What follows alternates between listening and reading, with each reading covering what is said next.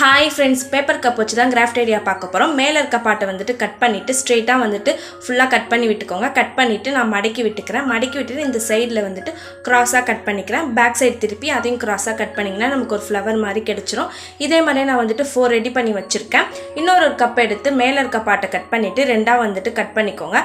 கீழே இருக்க பாட்டம் வந்துட்டு நம்ம ஃபர்ஸ்ட் ஃப்ளவர் மாதிரி பண்ணோம் இல்லையா, அது மாதிரி நம்ம ரெடி பண்ணிக்கலாம். மீதி இருக்கிறதுலேயே ரோல் பண்ணி வச்சுருக்கோம், அதையும் வந்துட்டு அந்த பெட்டல்ஸ் மாதிரி ரெடி பண்ணி வச்சுக்கோங்க.